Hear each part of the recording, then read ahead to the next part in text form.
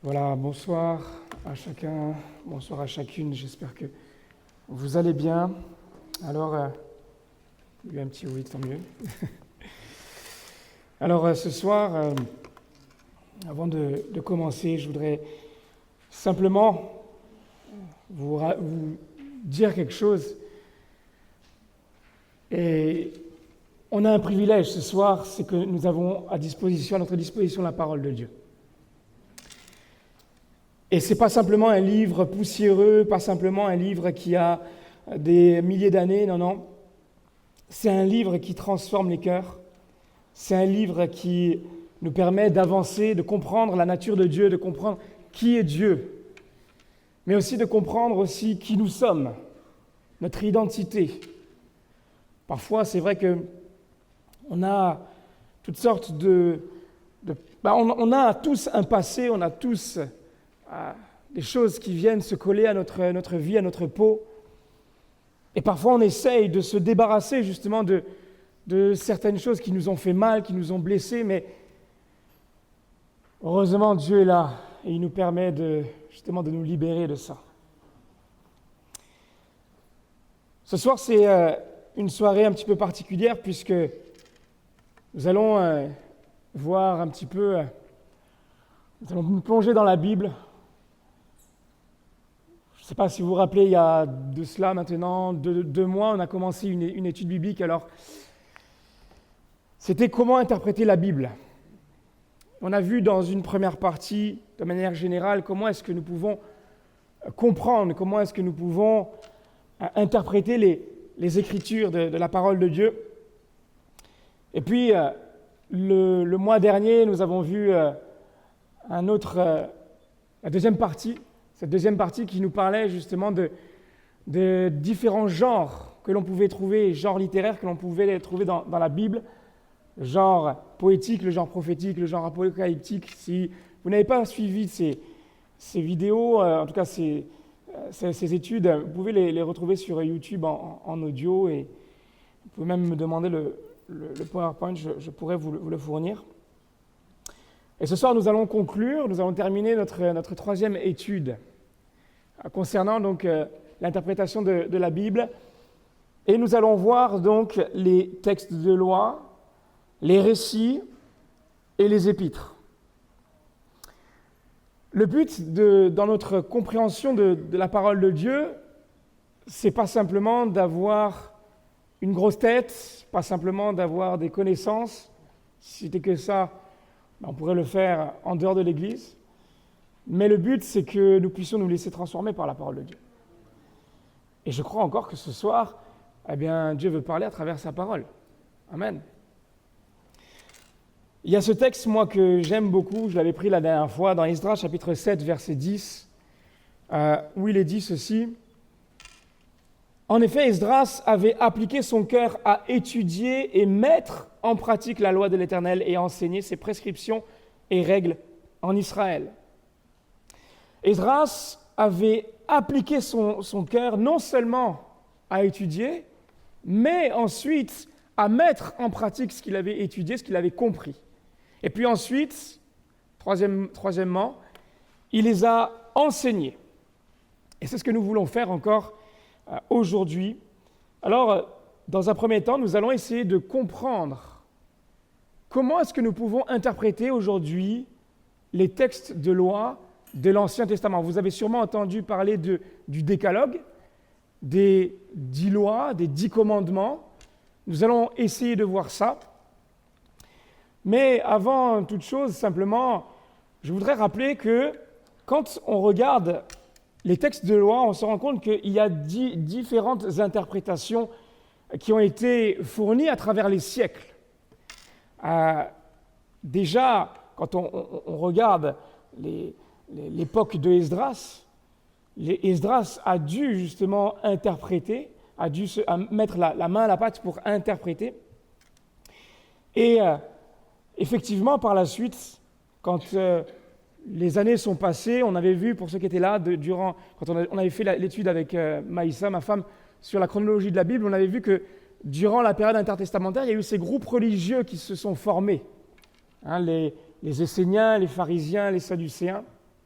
ceux qui combattaient, qui étaient contre Jésus. Et du coup, quand ils se sont formés, on s'est rendu compte par la suite que ces différents groupes avaient justement eux aussi une interprétation différente selon le groupe, et même dans certains groupes, il y avait divergence au niveau de l'interprétation. Quand on prend par exemple les Sadducéens, peut-être que vous avez entendu parler des Sadducéens, c'était un groupe particulier. Les Sadducéens, eux, effectivement, ils étaient très fidèles à la loi. Quand je dis la loi, je parle des 5 premiers livres de la Bible, la Torah. Et ils rejetaient tout autre texte qui ne s'y trouvait pas explicitement. C'est-à-dire que la loi orale, eux, eh bien, ils ne s'y conformaient pas. Ils la rejetaient.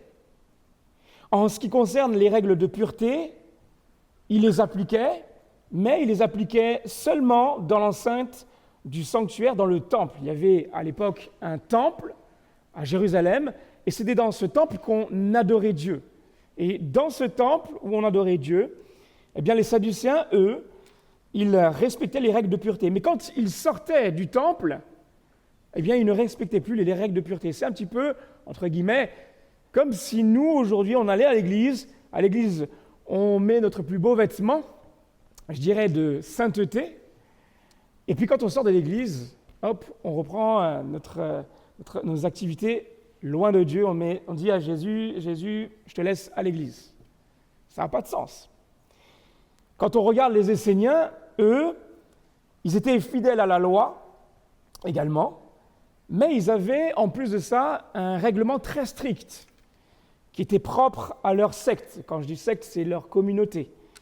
Ils étaient très attachés aux règles de pureté, encore plus que non seulement les Sadducéens, mais aussi les pharisiens. Et à tel point qu'ils étaient, d'ailleurs, à tel point qu'ils vont se retirer dans le désert. Il n'y avait pas de femmes, et il y avait plusieurs rites pour être membre, pour devenir membre de cette communauté. Il y avait plusieurs rites à faire. Et puis enfin, nous avons les pharisiens. Les pharisiens, eux, qui sont, je dirais, les plus connus. Quand on lit la Bible, on pense à ceux qui s'opposent à Jésus, on pense aux pharisiens souvent. Et les pharisiens, ils étaient très fidèles à la loi écrite, mais en même temps, ils admettaient une loi orale. Une loi orale qui était révélée à Moïse pour comprendre, pour interpréter encore plus les textes de la loi. Et cette loi va être enrichie de génération en génération par les différents rabbis. Alors du coup, les pharisiens, eux, ils appliquaient les règles de pureté non seulement dans le temple, mais aussi en dehors du temple, contrairement donc aux Sadducéens. Mais quand on regarde les pharisiens, on se rend compte que même les pharisiens, au sein des pharisiens, il y avait 2 groupes. Il y avait un premier groupe, un premier courant, qui était issu d'un homme, d'un rabbi, un grand rabbin, Hillel, qui était là donc à partir de moins 110 jusqu'à 10 après Jésus-Christ, et qui lui, en fait, avait une interprétation de la loi assez souple.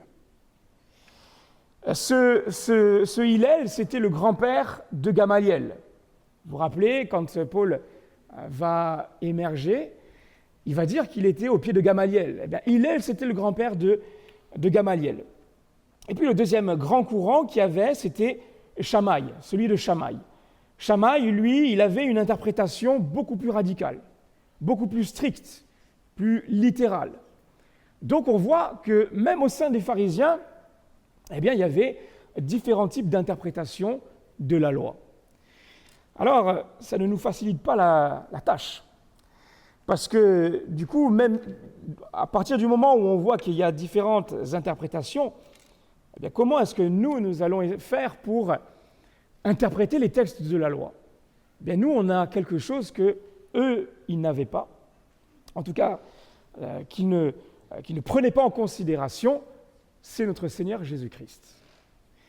Alors, on va déjà, deuxièmement, faire un panorama de ces lois, de ces différentes lois qu'on peut trouver. Tout d'abord, quand on regarde les lois, on se rend compte qu'il y a 613 lois, 613 commandements.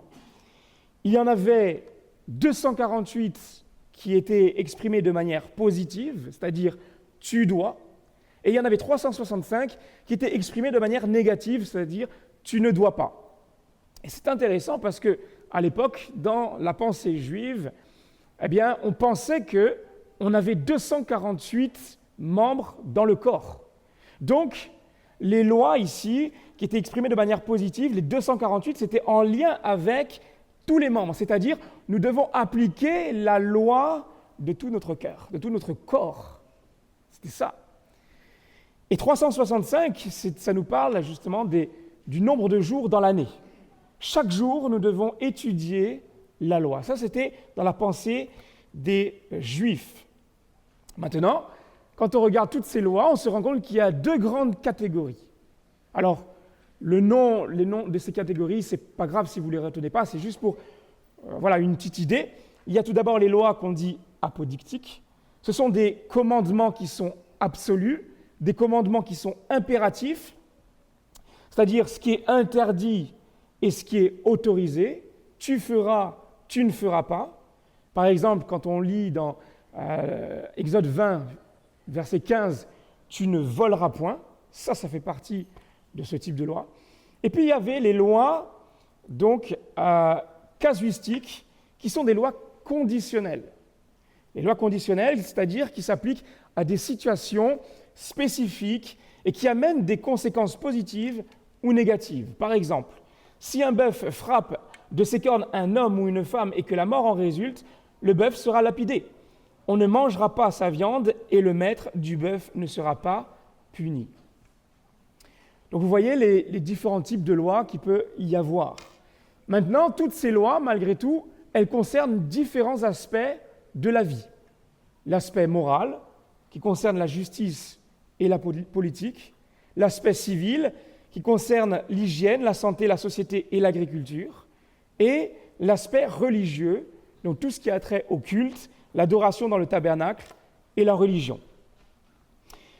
Alors, j'ai mis en bas une petite nota bene, c'est-à-dire que la plupart des lois apodictiques, donc les lois absolues, elles concernaient tout ce qui était en lien avec les aspects moraux et religieux, tandis que la plupart des lois casuistiques, elles concernaient les aspects civils.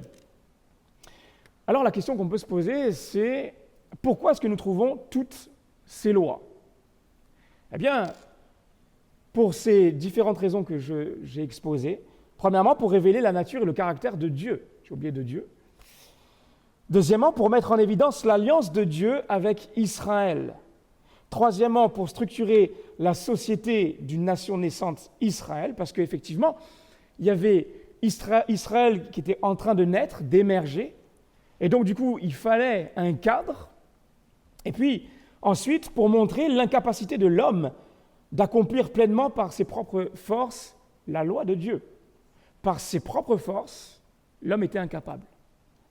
Et dernièrement, pour préparer la venue de Jésus. Justement parce que on ne pouvait pas appliquer, je dirais de manière concrète et de manière littérale, ça c'est clair, mais parfaite, toute la loi de Dieu, eh bien ça devait nous permettre de réaliser, nous avons besoin de quelque chose de plus, ou de quelqu'un de plus. Et ce quelqu'un, c'est Jésus. Et on va le voir dans quelques instants. Donc l'objectif de la Torah, si on respectait la loi, c'était un objectif triple, vivre heureux, et vivre heureux et longtemps. Et ça, on le voit dans le Deutéronome. Mais si Dieu, finalement, a mis cela en place, c'est pour une raison bien spécifique, c'était en fait pour montrer son amour envers Israël. Donc, la loi est là à la base pour l'amour, pour montrer l'amour de Dieu. Maintenant, à nous, comment est-ce que nous allons faire, nous chrétiens du XXIe siècle, pour interpréter ces lois, toutes ces lois ? Je prends un exemple. Ça ne veut pas dire que je suis pour, attention. Quand il est parlé justement, en fait, je vais reprendre plutôt différemment. Aujourd'hui, on va dire On ne peut pas faire de tatouage. Je ne dis pas que je suis pour, attention. Vous allez comprendre. Et on va citer un texte du Lévitique, un des commandements du Lévitique. Mais moi, la question que j'aimerais nous poser, pourquoi on prend ce texte du Lévitique pour parler du tatouage et on ne prend pas le texte précédent qui nous dit que les hommes ne doivent pas couper les coins de la barbe? C'est quand même une question qui mérite son penchant, je dirais. Et bien, du coup, on va essayer de voir un petit peu tout ça. Donc, est-ce que toutes les lois sont encore d'actualité pour nous aujourd'hui? Un premier texte qu'on va prendre ensemble, c'est dans Matthieu chapitre 5, verset 17. « Ne croyez pas que je sois venu pour abolir la loi ou les prophètes. Je suis venu non pour abolir, mais pour accomplir. » Alors ici, c'est un texte qui est très important. Pourquoi? Parce que Jésus explique tout d'abord que c'est lui seul, je suis venu pour accomplir. Ce n'est pas quelqu'un d'autre qui est venu pour accomplir. C'est lui, c'est Jésus. Et il va continuer, je suis venu pour accomplir la loi et les prophètes. La loi et les prophètes, c'est quoi, frères et sœurs? La loi et les prophètes, en fait, c'est tout l'Ancien Testament. Quand on parle de la loi, c'est toute la Torah, les 5 premiers livres de la Bible. Et quand on parle des prophètes, c'est en fait tout le reste de l'Ancien Testament, qui est résumé comme ça. C'était une façon de parler pour résumer l'Ancien Testament. Donc Jésus est en train de dire, je suis venu pour accomplir tout l'Ancien Testament. C'est ça qu'il est en train de dire. Ce n'est pas simplement, je suis venu pour accomplir la loi de Moïse. Non, pour tout accomplir. Et vu qu'il est le seul à accomplir parfaitement, l'Ancien Testament, comment est-ce que moi, je peux être respectueux de la loi? Comment est-ce que moi, je peux l'interpréter, vu que Jésus l'a accompli pour moi? Quand on regarde Jésus, les enseignements de Jésus, surtout au début dans Matthieu, par exemple, sur le sermon de la montagne, on se rend compte que Jésus va, entre guillemets, réinterpréter la loi. En fait, il va plutôt donner le vrai sens de la loi. On prend ensemble Matthieu 5, versets 27 à 28. Regardez. « Vous avez appris qu'il a été dit « Tu ne commettras pas d'adultère », mais moi je vous dis, tout homme qui regarde une femme pour la convoiter a déjà commis un adultère avec elle dans son cœur. » Donc, finalement, on a l'impression que Jésus est en train d'alourdir la loi. Parce qu'aujourd'hui, on dit, oui, mais la loi, c'est l'Ancien Testament. Aujourd'hui, c'est la grâce. Mais quand on regarde Jésus, on a l'impression qu'il alourdit, que c'est plus dur. Mais en fait, Jésus n'est pas en train de dire simplement, ici, applique la loi comme un robot. C'est pas fais ci, fais ça. Non. Jésus, ici, il révèle le cœur du problème. Jésus, ici, il donne le pourquoi cette loi. L'adultère commence par le regard.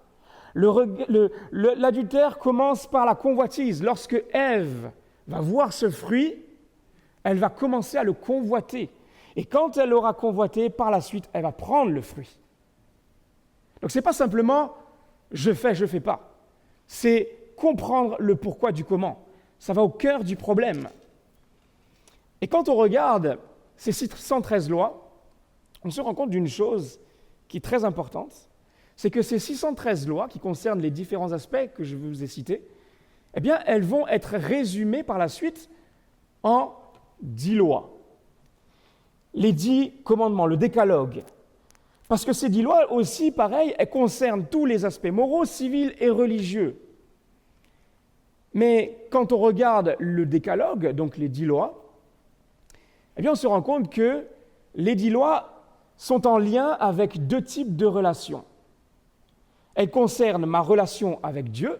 Par exemple, tu n'adoreras pas d'autre Dieu que moi, mais aussi ma relation avec mon prochain. C'est-à-dire, par exemple, tu ne commettras pas de vol. Donc, ma relation avec Dieu, ma relation avec mon prochain. Mais rappelez-vous ce que Jésus a fait, et ce que Jésus plutôt a dit. Quand il va venir et qu'il va parler à ce spécialiste de la loi, ce jeune, il va lui dire ceci. Tu aimeras le Seigneur, ton Dieu, de tout ton cœur, de toute ton âme et de toute ta pensée. C'est le premier et le plus grand commandement, et voici le second qui lui est semblable. Tu aimeras ton prochain comme toi-même. De ces deux commandements dépendent toute la loi et les prophètes. Là encore, Ancien Testament. Donc, finalement, de ces deux commandements, eh bien, le reste, je dirais, toute la loi, tout l'Ancien Testament peut être résumé, Jésus va le résumer avec ces deux commandements. Donc de 613, on est passé à 10, et de 10, on est passé à 2. Les deux résument toutes les lois, les 613 lois. Et quand on regarde ces deux commandements, eh bien on se rend compte aussi, pareil, d'une chose, c'est qu'ils sont en lien avec les mêmes types de relations, avec ma relation avec Dieu et ma relation avec mon prochain. Pourquoi ? Tu aimeras le Seigneur ton Dieu, tu aimeras ton prochain comme toi-même. Vous voyez ? Donc les deux lois résument les 10. Maintenant, quand on regarde bien ces deux commandements, eh bien il y a un verbe d'action qui ressort, et ce verbe d'action, c'est l'essence même de toute la loi. Et ce verbe d'action, c'est le verbe aimer. C'est-à-dire ici, tu aimeras le Seigneur, ton Dieu, premier. Et deuxièmement, tu aimeras ton prochain. Donc Jésus ici, il arrive et il ressort encore l'essence même de toute la loi, qui est le fait d'aimer. Donc si pour toi, la loi t'amène à la haine, si la loi t'amène à la querelle, si la loi t'amène même carrément à la mort, comme on le voit avec les pharisiens, tu passes à côté de l'essence même de la loi. Et si Jésus, finalement, a tout accompli, a pu accomplir la loi, c'est parce que Jésus est justement l'incarnation de l'amour parfait. Les pharisiens voulaient accomplir toute la loi au détriment de l'amour, à l'instar de la femme adultère. Mais on voit qu'ils ne réussissaient pas. Et finalement, on peut résumer cela par le fait que l'amour est la clé de voûte pour interpréter tous les textes de loi. Lorsque nous sommes face à un texte de loi, on doit se poser une question. Quel principe fondé sur l'amour cette loi m'enseigne-t-elle ? Ou alors, on peut reformuler cela, quel principe fondé sur Jésus, qui est la source même de l'amour, cette loi m'enseigne-t-elle ? Si tu obéis à un commandement au détriment de l'amour, alors tu n'es plus dans le vrai. Si tu dis qu'il faut accomplir tous les commandements, alors j'aimerais quand même te dire une chose, c'est que Jésus est venu pour rien. Parce que de nous-mêmes, par nos propres forces, on ne peut pas accomplir tous les commandements. Ce n'est pas possible. Mais Jésus est venu pour accomplir. Et parce qu'il a accompli pour nous, quand nous lui donnons notre vie, nous fondons notre vie sur lui, il nous remplit de son amour qui nous permet naturellement d'accomplir les commandements, la loi, toute la loi. Alors on va prendre un exemple, un premier exemple. On va lire ensemble dans Deutéronome 22:8. Je l'ai pris la dernière fois avec les jeunes. « Si tu bâtis une maison neuve, tu feras une balustrade autour de ton toit afin de ne pas mettre du sang sur ta maison dans le cas où il en tomberait quelqu'un. » Comment est-ce que nous pouvons interpréter ce texte de loi ? Est-ce que si sur mon toit il n'y a pas de balustrade, je suis dans le péché ? Est-ce que c'est ça que ça veut dire ? Non. Ici, nous sommes face à une loi, vous l'avez reconnu sûrement, une loi casuistique, c'est-à-dire une loi qui est conditionnelle, situe. Et elle concerne, comme je l'ai dit tout à l'heure, l'aspect civil. Maintenant, cette loi, elle est en relation également avec mon prochain. Tu aimeras ton prochain, on l'a vu tout à l'heure. La question donc, quel principe fondé sur l'amour, quel principe fondé sur Jésus, ce texte m'apprend-il ? Alors, C'est là où il faut se remettre un petit peu dans le contexte de l'époque.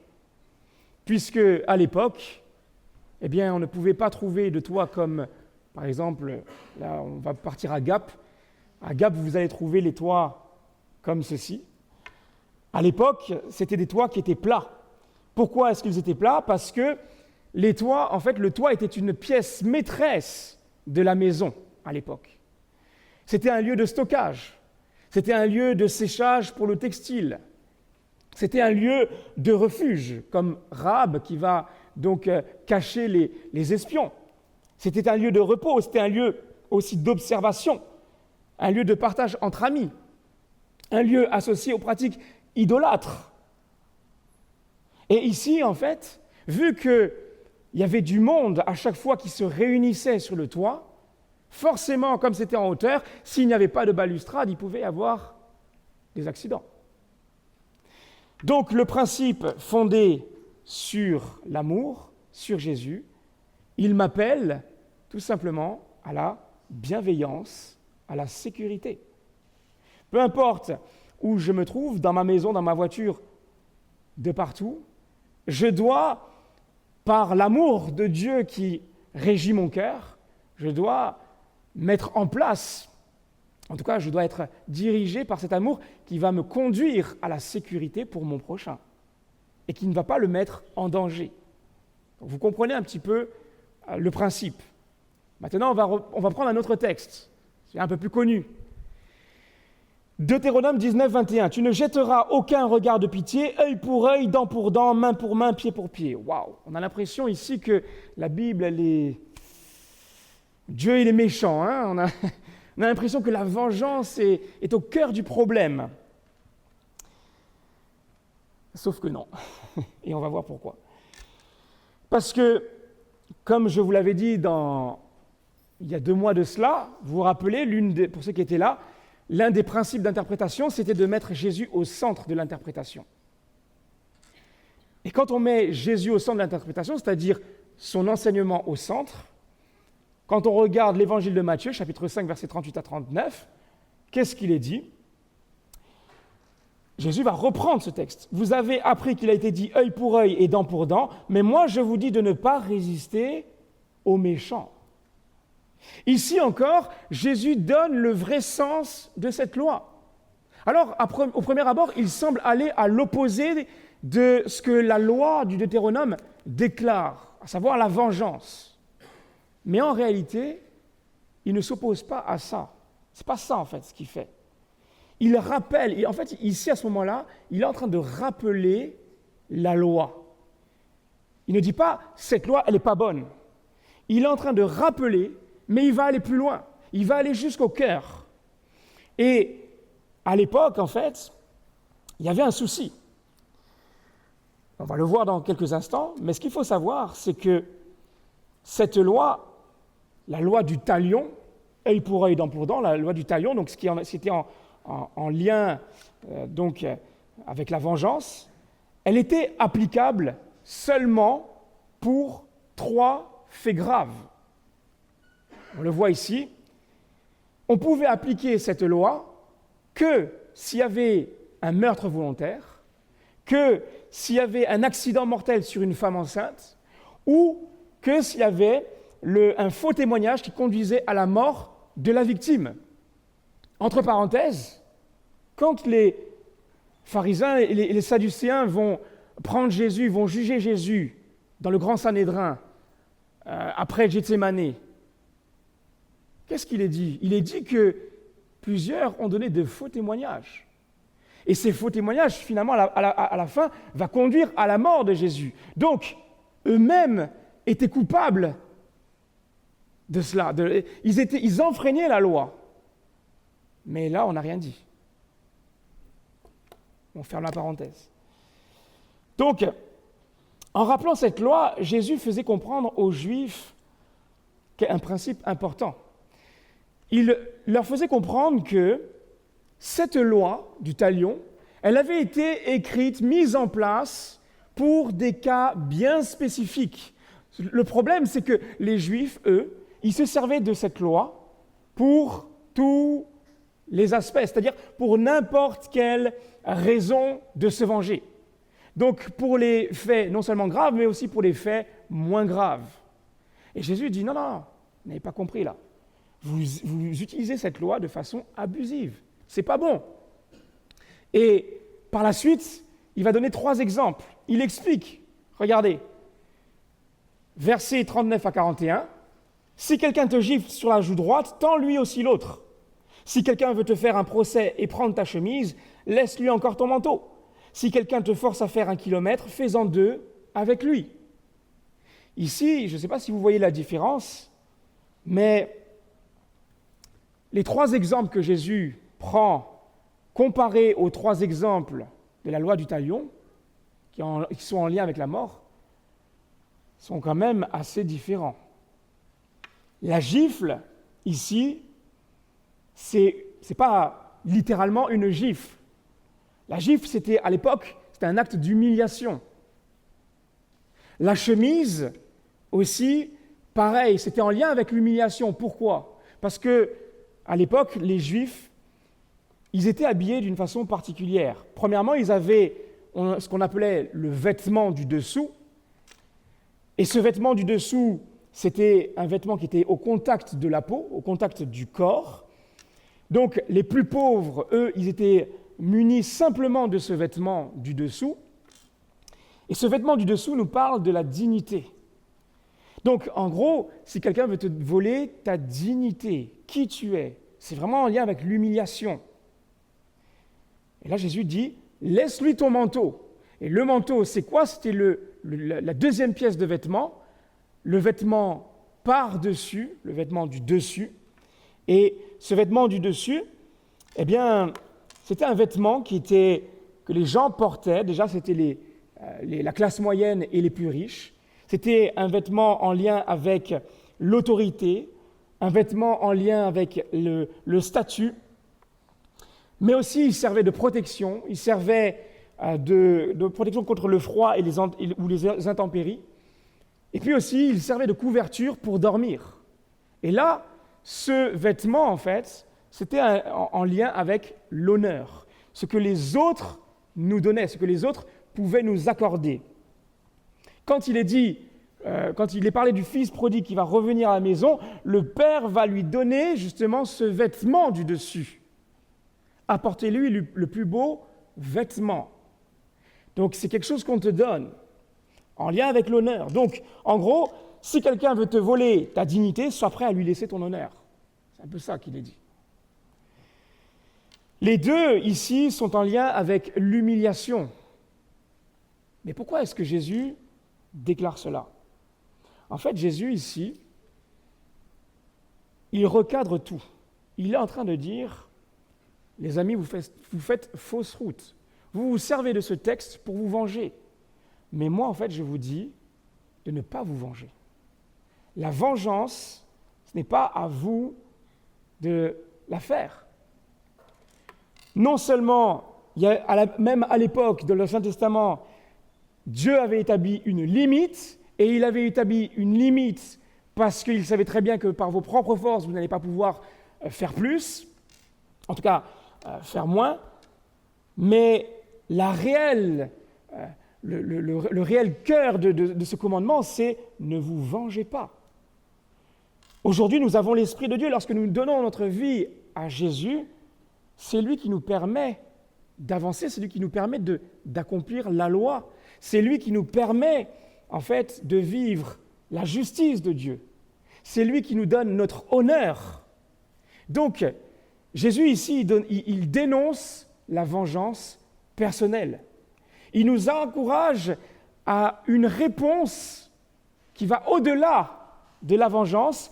Il nous encourage à donner une réponse remplie de liberté. Quand quelqu'un te fait du mal, c'est comme si finalement quelqu'un te jetait un filet qui automatiquement te prend dans un étau, l'étau de la vengeance. Quand on veut te faire mal, humainement, tu as envie de te venger. Et Jésus dit non, moi je vais aller plus loin. On te lance un filet, toi ne reste pas prisonnier de ce filet, libère-toi. de ce filet. Et comment tu vas justement être libéré? Tu vas répondre avec amour. Tu vas répondre avec mon amour. Tu me fais du mal, moi je veux t'aimer. Et en fait, quand on répond de la sorte, ça va pousser l'autre à la réflexion. Et non seulement toi, tu ne seras pas emprisonné par la vengeance, mais le but, quand on parle de vengeance aussi de Dieu, ce n'est pas une vengeance malsaine. La vengeance de Dieu, quand on regarde les textes, pas le temps d'aller trop en profondeur, c'est de montrer à l'homme qu'il est pécheur. Et parce qu'il est pécheur, alors il va se repentir, il va donner son cœur à Jésus. Donc tout est en lien avec l'amour de Dieu. Vous voyez? Et pareil, le troisième cas que Jésus va prendre, le mille, donc on l'a lu tout à l'heure, si quelqu'un te force à faire 1 kilomètre, fais-en 2 avec lui. Et ce qu'il faut savoir, c'est qu'à l'époque, c'était une pratique romaine. Le kilomètre, c'était une pratique romaine qui consistait à réquisitionner un civil pour porter une charge sur une distance de plus d'1,5 kilomètre. Et ça aussi, c'était considéré comme un acte d'humiliation. Lorsque, par exemple, Jésus va porter sa croix donc jusqu'à Golgotha, à un moment donné, les Romains vont prendre Simon de Cyrène et ils vont lui ordonner de porter la croix. C'est ça, en fait, ici. Donc, ces trois exemples sont en lien avec l'humiliation. Lorsque quelqu'un t'humilie, toi, tu renverses la tendance. Non seulement tu ne restes pas dans le piège de la vengeance, dans l'étau de la vengeance, mais Jésus t'appelle à la liberté qui te pousse à aimer. Je sais que c'est difficile, c'est pas évident, mais heureusement, Dieu nous aide. Heureusement. Alors, maintenant, vous allez me dire, oui, mais si je vois quelqu'un qui est en train d'agresser quelqu'un d'autre dans la rue, une femme, une personne âgée, ou je ne sais quoi, ou ma femme, qu'est-ce que je fais? Est-ce que je dis, je ne dois pas me venger? Mais ici, c'est différent. Pourquoi? Parce que Jésus parle de la vengeance personnelle. Mais ne pas se venger, ça ne veut pas dire rester passif. Moi, je peux très bien dire à une personne qui me fait du mal, tu me fais du mal. Mais ça ne veut pas dire qu'après, je vais concocter dans ma chambre un plan pour me venger. Non, tu me fais du mal, arrête. Mais dans ma chambre, Seigneur, aide-moi à aimer cette personne. Aide-moi à pardonner. Et pareil, lorsque on voit quelqu'un dans la rue se faire agresser, alors c'est sûr, en tout cas, il y a différentes situations, mais on ne va pas laisser faire la chose. On ne va pas être un petit peu comme le bon samaritain. Hein. Vous rappelez de cette histoire. Les gens, ils vont voir l'homme qui est blessé par terre, à moitié mort, ils vont passer à côté. Non, non. Au contraire, la loi, elle nous pousse à l'amour. Et l'amour, c'est justement cela. Prendre soin de mon frère, de mon prochain, de ma sœur. C'est ça. Donc vous comprenez que chaque loi, chaque texte de loi est régi par le principe de l'amour. Maintenant, quel principe fondé sur Jésus, fondé sur l'amour, est-ce que ce texte, ce commandement m'enseigne-t-il? Voilà par rapport donc au texte de loi. Donc si vous avez des questions, vous pourrez me les poser après la réunion. Maintenant, on va passer à un deuxième genre, ce sont les récits. Alors les récits, ce sont, je dirais, le plus simple. Pourquoi? Parce que les récits, en fait, ce sont des histoires. Quand on prend les évangiles, quand on prend même la plupart des textes de l'Ancien Testament, ce sont des récits. Et donc, ça nous raconte une histoire. Et bien évidemment, ce sont des événements, des faits qui vont s'articuler dans un ordre logique ou bien chronologique. Et je dis « ou chronologique » parce que ce n'est pas tout le temps chronologique. Et c'est fait exprès. Là encore, il y a beaucoup de choses à dire, mais je ne vais pas forcément m'arrêter là-dessus. Donc, il sera important ici de nous arrêter sur tous les éléments que l'auteur a choisi d'intégrer dans son texte, dans le texte. Parfois, on veut essayer de comprendre ce qui n'est pas dans le texte. Mais pourquoi il n'y a pas ça? Non, d'abord, arrêtons-nous sur ce qui est dans le texte. Et ensuite, s'il y a des éléments qui peuvent nous permettre d'aller vers là, ok. Mais le plus important, c'est de comprendre ce qu'il y a dans le texte. Alors, les récits bibliques ont un rôle particulier, un rôle primordial, c'est de raconter des faits passés dans le but de démontrer par différentes histoires la mission du salut de Dieu parmi son peuple. Alors, là encore, on pourrait diviser les récits, mais je ne l'ai pas fait, ce serait trop long. J'ai tout regroupé, donc les récits de l'Ancien Testament, y compris les évangiles, les actes des apôtres, on met tout dans le même panier. Maintenant, si vous voulez vraiment plus de différences, on pourra en parler plus tard. Donc, comment est-ce qu'on peut interpréter les récits? Là encore, il faut savoir une chose, frères et sœurs, enfin, vous le savez, la Bible, c'est un livre qui est vivant. Dieu nous parle à travers sa parole, heureusement, et merci Seigneur pour cela. Donc, on doit se laisser imprégner de ce que Dieu veut nous dire à travers sa parole. Mais il n'empêche, malgré tout, que lorsqu'on interprète de la bonne façon, on arrive à mieux comprendre la parole de Dieu. On arrive à mieux comprendre le message de Dieu. Et pour cela, du coup, on va essayer de voir les 4 points qui vont nous permettre d'interpréter les récits. Ce sont peut-être des points qui n'avez pas forcément l'habitude d'entendre, mais qui sont intéressants. Le premier, c'est de repérer la clôture du texte, la clôture du récit.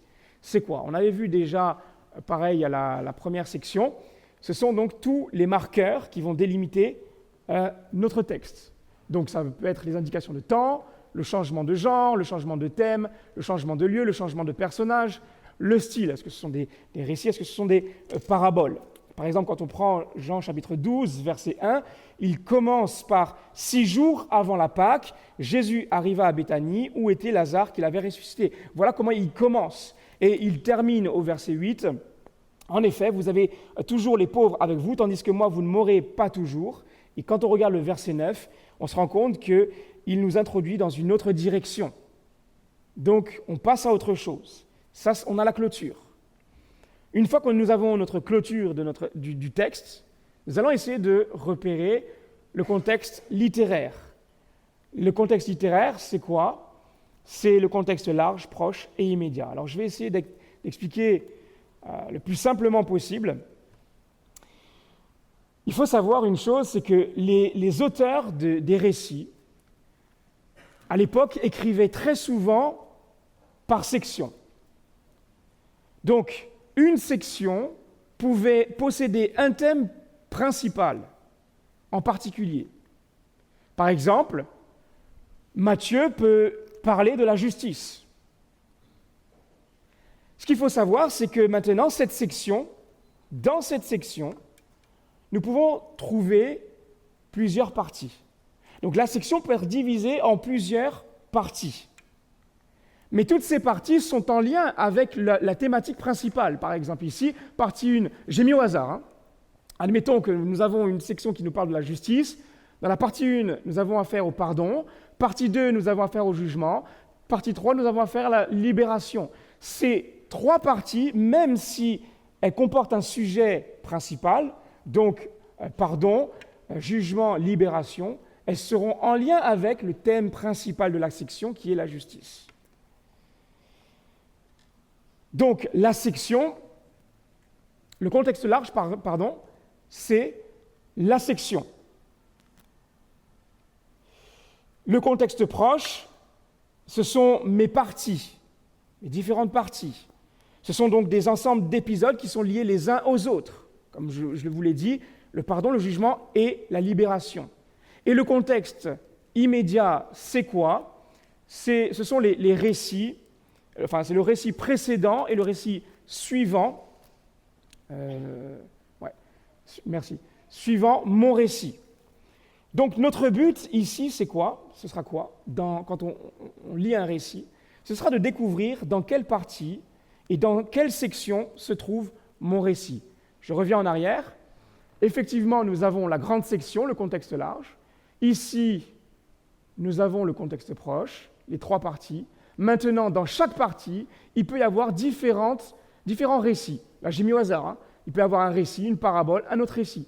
Dans la deuxième partie, il peut y avoir une parabole, un récit, une parabole, etc., etc. C'est comme ça qu'est composée donc une section. Quand on prend, vous allez voir, on va aller dans le concret. Là, c'est peut-être un petit peu difficile à comprendre, mais on va aller un peu dans le concret. Par exemple, on va prendre l'évangile de Matthieu. L'évangile de Matthieu, on a tout d'abord un point d'introduction. L'introduction ici, qui part du chapitre 1 au chapitre 4, verset 16. Ensuite, il va diviser son texte, son évangile, en 3 sections. Première section, le royaume des cieux, qui va jusqu'au chapitre 11. Deuxième section, le changement d'attitude, jusqu'au chapitre 16. Et troisième section, les souffrances de Jésus, jusqu'au chapitre 26-75. Et ensuite, il termine par conclure. Dans chaque section, donc, il va y avoir différentes parties qui sont composées de différents récits et paraboles.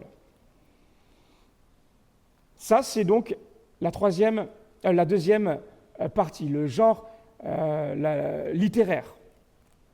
Troisièmement, comment est structurée la péricope, ou le texte? Ça veut dire quoi? Comment est-ce qu'il est construit? Nous allons le voir tout à l'heure. Vous allez voir, tout à l'heure, on va prendre un exemple bien concret, ça va vous permettre de mieux comprendre. Et puis, quatrièmement, c'est l'analyse narrative. Ça veut dire quoi? C'est quoi? En fait, c'est où se situe l'action. Ce sont les indications importantes. Est-ce que c'est de jour, de nuit que se passe le texte? Quelle est l'intrigue du texte, donc le fil conducteur? Quelles sont les relations entre les personnages? Est-ce que les personnages sont en accord? Est-ce que les personnages sont en désaccord? Pourquoi? Est-ce que les personnages participent ou compliquent la résolution du récit? Est-ce qu'il y a des jeux de temps? Alors les jeux de temps, c'est quoi? C'est par exemple un événement qui normalement prend du temps, mais qui est raconté très succinctement, ou inversement. Quelque chose qui est très succinct, normalement, va être raconté de manière assez longue.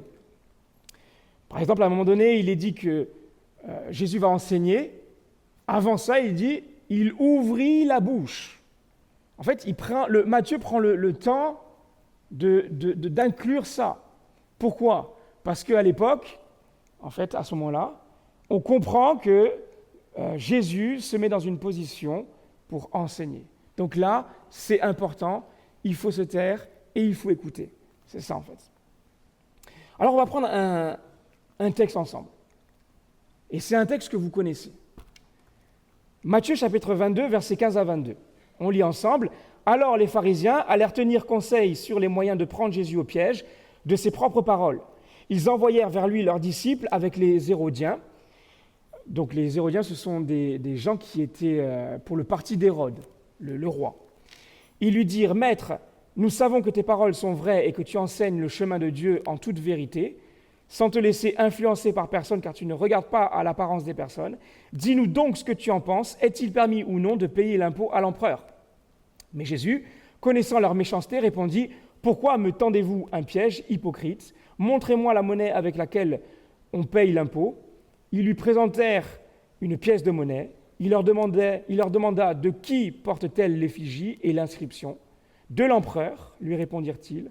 Alors il leur dit « Rendez donc à l'empereur ce qui est à l'empereur, ou à César ce qui est à César. » On connaît ce texte, même en dehors de l'Église. « Et à Dieu ce qui est à Dieu. » Souvent on oublie la deuxième partie, rendre à Dieu ce qui est à Dieu. Étonnés de ce qu'ils entendaient, ils le quittèrent et s'en allèrent. Alors ici, quand on regarde la clôture, premièrement la clôture de notre texte, eh bien, on se rend compte que si vous regardez le verset précédent, donc là on commence au verset 15, le verset 14, ça conclut une parabole. On arrive donc à un autre moment, à un récit. Il y a un changement de protagoniste. On parle maintenant des pharisiens, des sadduciens qui vont arriver dans le décor. Donc, voilà, première clôture. Deuxième fin de clôture, c'est le verset 22. Pourquoi ? Parce qu'au verset 23, eh bien, ça nous parle d'autre chose, un autre récit. Donc là, on a notre texte. Deuxièmement, le contexte littéraire. Alors, on a vu tout à l'heure que le contexte large, c'était la section, la grande section. Et je vous ai expliqué, je vous ai montré tout à l'heure, l'évangile de Matthieu, voilà, il est divisé en 3 parties, 3 sections. Le royaume des cieux, le changement d'attitude et les souffrances de Jésus. Ici, notre texte, donc, c'est au chapitre 22, à partir du verset 15 jusqu'au verset 22. Donc, forcément, il s'inclut dans cette 3e section qui est les souffrances de Jésus. Donc, il faut se dire que le texte qu'on vient de lire doit être lu à la lueur des souffrances de Jésus. Je reviens sur le texte. Maintenant, le contexte proche, donc les différentes parties qu'il peut y avoir dans la section. Eh bien ici, quand on regarde un peu précédemment, au chapitre 21, à partir du verset 1 donc jusqu'au chapitre 26, verset 5, on a un sujet en particulier, une partie en particulier, qui nous parle en fait de l'autorité de Jésus. Vous pourrez relire tout ça. Donc, la grande section, les souffrances de Jésus, et la partie dans laquelle nous sommes, c'est l'autorité de Jésus qui est remise en question. En fait, à plusieurs reprises, nous voyons dans cette partie que Jésus est constamment interrogé, remis en question par rapport à son autorité. Et pourtant, malgré cette remise en question, il y en a quand même certains qui vont reconnaître son autorité. Donc, on a ceux qui sont pour l'autorité de Jésus et il y a ceux qui sont contre l'autorité de Jésus. Les chefs religieux vont arriver, vont dire « Mais de quelle autorité fais-tu ce que tu fais ? Parles-tu » Et là, en fait, c'est intéressant. Pourquoi ? Parce que dans notre partie,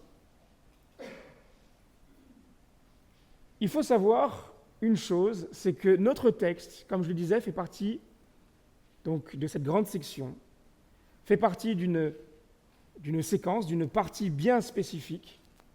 Et dans cette partie est composée de différents textes. On a 3 paraboles et 3 récits de controverse. Ces 3 récits de controverse sont la réponse aux 3 paraboles. Pourquoi ? Parce que, tout d'abord, Jésus va parler en parabole et il va remettre en question l'autorité des Juifs, des pharisiens et des sadduciens. Il va premièrement, en fait, il va leur poser une question. Il va leur dire, dans la première parabole, qui concerne la parabole des 2 fils, qui est en lien avec le ministère de Jean-Baptiste, de qui Jean-Baptiste avait autorité. Par quelle autorité Jean-Baptiste parlait-il ? Donc ça, c'est la première question de Jésus. Deuxième parabole, nous avons la parabole des vignerons. La parabole des vignerons, eh bien ici,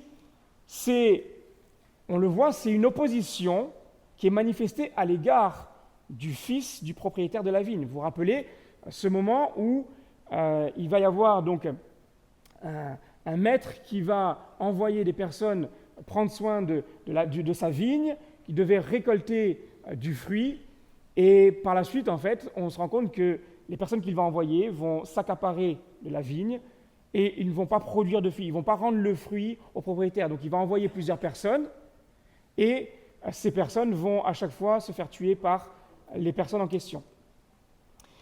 Ça, c'est la deuxième parabole. Et la troisième parabole, c'est le festin des noces.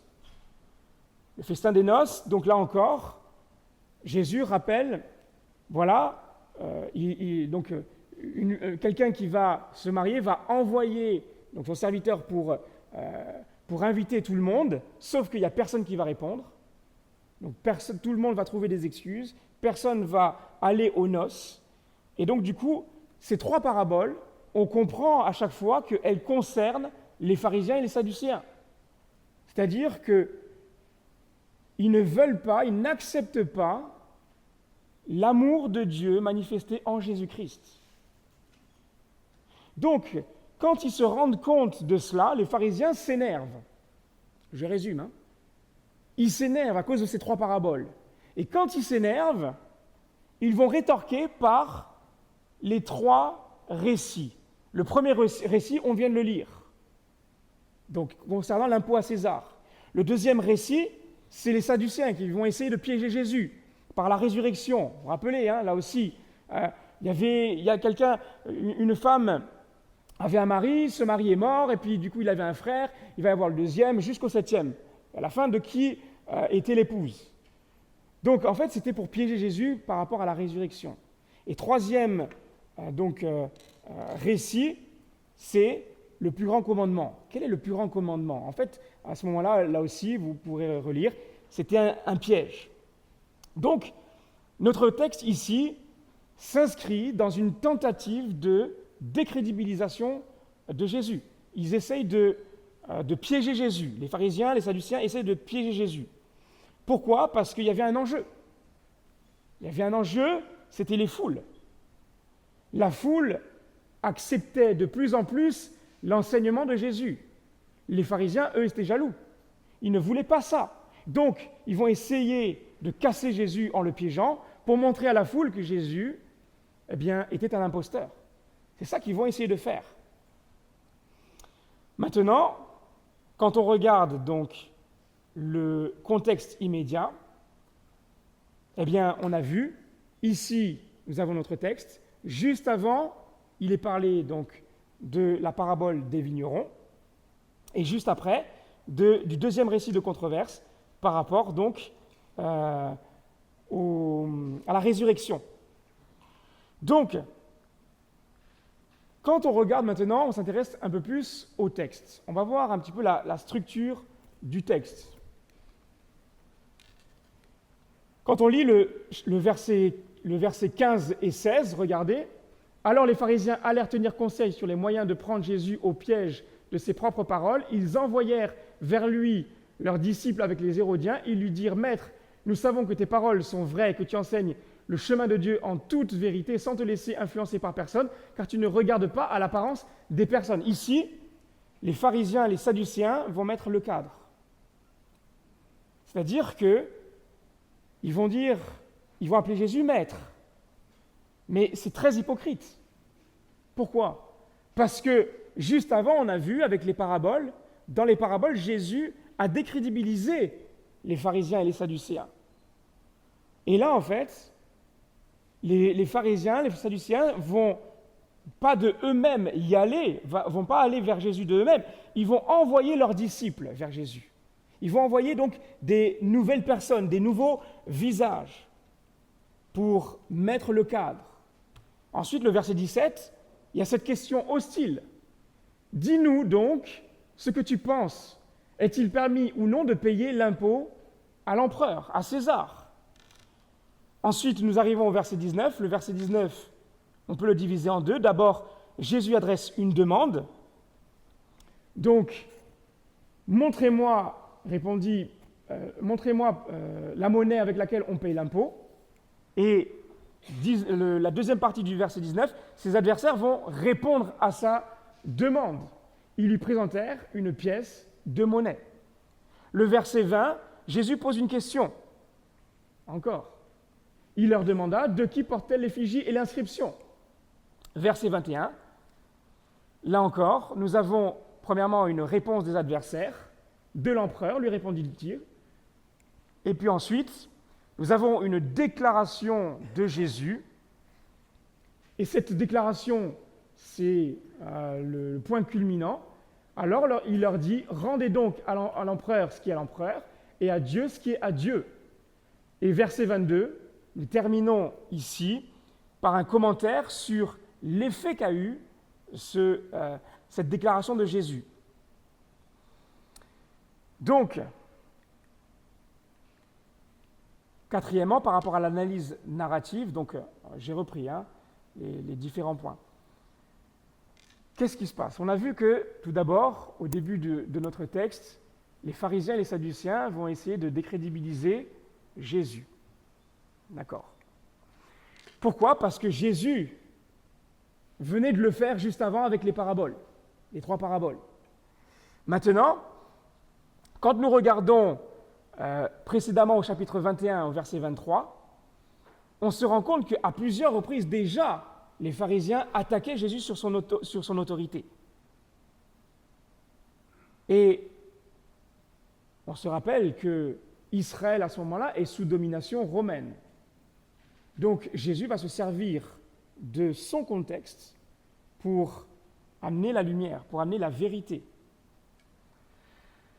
Donc ce qui se passe, quand il va dire « rendez à César ce qui est à César et rendez à Dieu ce qui est à Dieu »,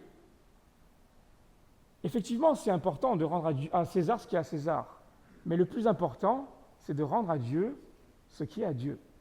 En d'autres termes, je vais résumer.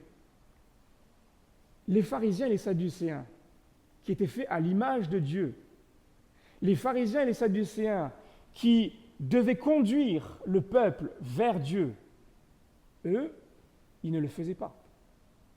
Au contraire, ils étaient là pour essayer de mettre un poids sur les épaules de tout le monde. Mais Jésus va dire, non mais, rendez à Dieu ce qui est à Dieu. C'est-à-dire, vous devez glorifier Dieu. Vous devez apporter l'amour. Et vous devez l'apporter en croyant en mon nom.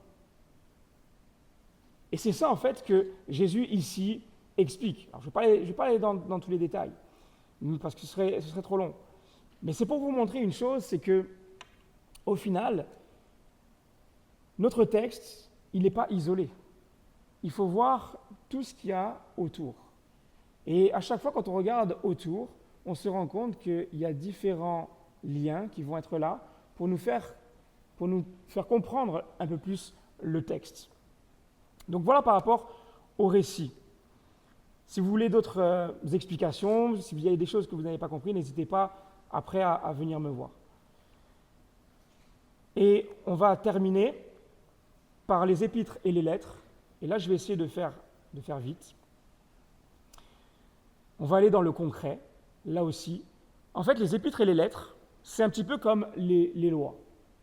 C'est-à-dire que les épîtres et les lettres, il y a des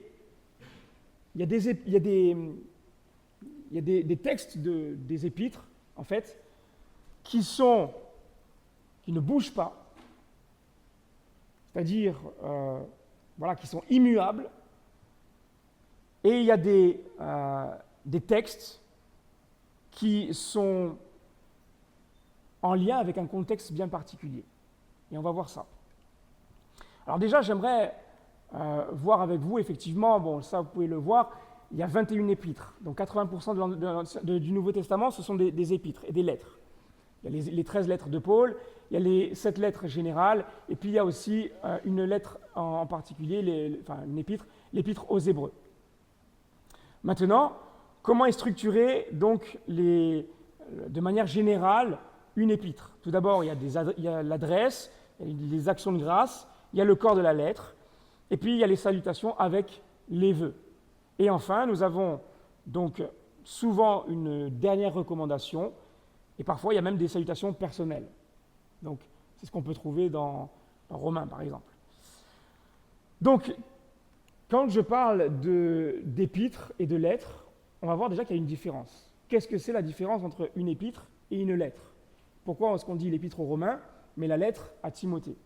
Eh bien, tout simplement parce qu'une épître, c'est un écrit de circonstance qui est visant à être lu en public. Par exemple, dans Colossiens 4,16, il est dit « Lorsque cette lettre aura été lue chez vous, faites en sorte qu'elle soit aussi lue dans l'église des Laodiciens et que vous lisiez à votre tour celle qui vous arrivera de Laodicée. » Et la lettre, c'est un écrit également de circonstance, mais à caractère privé. Donc, quand Paul va s'adresser à Timothée, c'est une lettre. Vous voyez la différence. Et le but commun ici, c'est quoi? C'est d'enseigner les vérités théologiques, d'encourager les chrétiens et de corriger leurs erreurs. Alors, comment est-ce que nous allons interpréter nos textes des épîtres?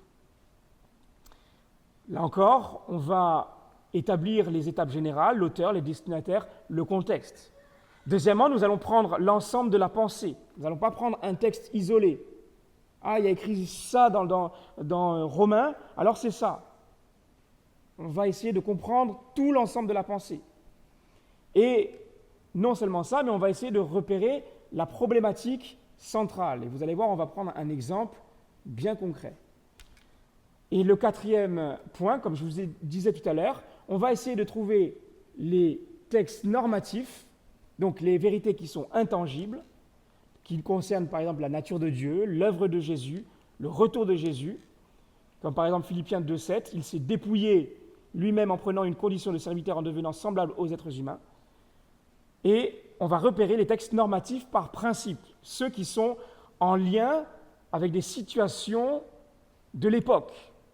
Par exemple, dans 1 Pierre, chapitre 2, verset 18, « Esclaves, obéissez à vos maîtres terrestres avec crainte et profond respect, avec sincérité de cœur, comme à Christ. » On se rend compte ici que y a un souci. Parce qu'aujourd'hui, normalement, en tout cas, en France, je dirais de manière légale, il n'y a plus d'esclavage. Donc comment est-ce que nous allons interpréter cela? Donc j'aimerais avec vous prendre un exemple bien concret. On va lire ensemble ce texte. Toute femme, dans 1 Corinthiens chapitre 11, verset 5. Les femmes, soyez attentives, même les hommes d'ailleurs, tiens, même plus les hommes. Toute femme, en revanche, qui prie ou qui prophétise la tête non couverte, déshonore son chef à elle. En effet, c'est exactement comme si elle était rasée. Verset 13, nous lisons « Est-il convenable pour une femme de prier Dieu sans avoir la tête couverte ?» Ah. Aïe, aïe, aïe. Qu'est-ce qu'on va dire sur ça? Alors, on va y aller progressivement. Déjà, ici, nous voyons que la tête non couverte, ou la tête couverte, ça nous parle de quoi? Ça nous parle d'un voile. Maintenant, quand on lit le verset 5, on se rend compte que si la femme prie et prophétise avec la tête sans le voile, non couverte, elle déshonore son chef à elle.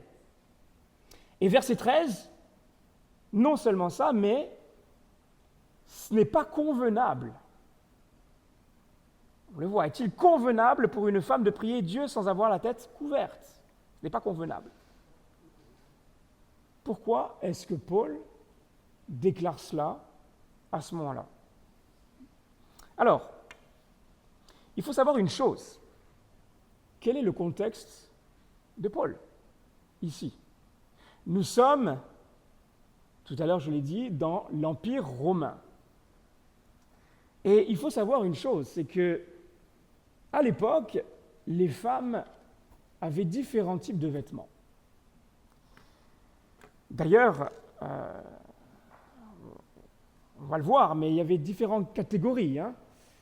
Donc, il y avait déjà une femme qui était respectable, qui était honorable, les femmes mariées, même les femmes non mariées qui se respectaient, elles devaient porter le voile. Pourquoi? On va le voir dans un instant. Mais avant cela, j'aimerais quand même expliquer la législation de l'époque. C'est que toutes les femmes qui se considéraient comme honorables ou qu'on considérait comme honorables portaient ce qu'on appelait le stola. Le stola, c'était un vêtement, le vêtement de la matrone, qui avait un rebord pour voiler la tête. En revanche, il y avait d'autres catégories de femmes, les prostituées et les adultères, et ces femmes portait un autre vêtement, elle était obligée de porter un autre vêtement, et ce vêtement, c'était la toge. La toge, c'était une grande pièce de tissu en laine enroulée autour du corps, il n'y avait pas d'attache, et il n'y avait pas de voile, il n'y avait pas de rebord qui permettait de couvrir la tête.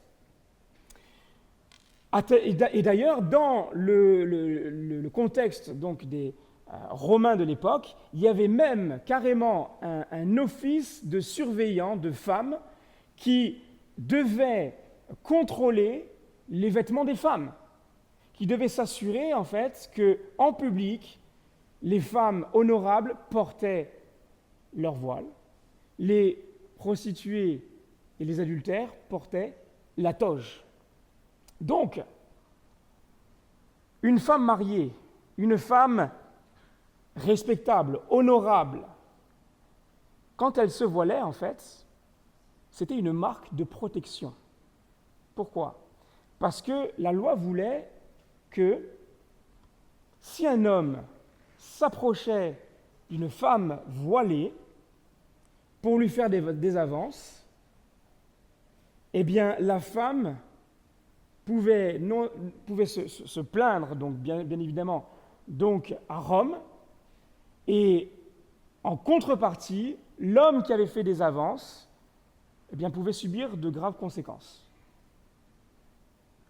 Donc il avait de graves sanctions.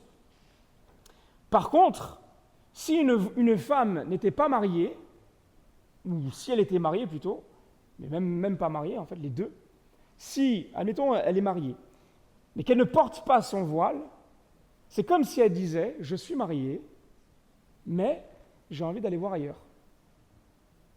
C'est ça, en fait, le contexte. Donc, une femme qui faisait ça, l'homme pouvait divorcer, en fait. Clairement, elle était en train de dire à son mari, je n'ai pas forcément envie de rester avec toi. Donc,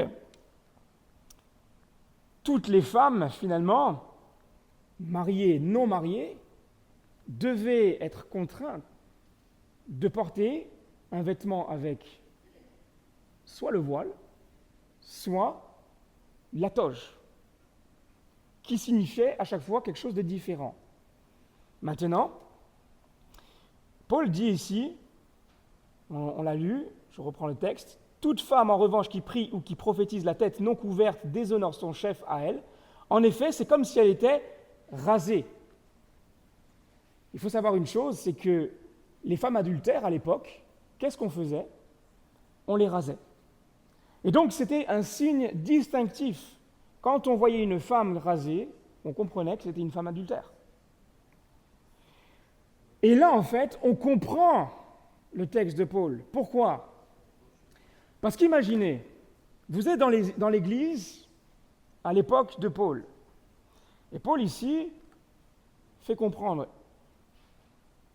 Une femme est en train de prendre la parole, en train de prophétiser, en train de parler de la part de Dieu, en train de prier, mais avec la tête qui n'est pas couverte. C'est comme si elle disait « Seigneur, je t'aime, je t'adore », ou elle donne un don de prophétie, par exemple, mais en même temps, elle est en train de dire « Mais je suis adultère.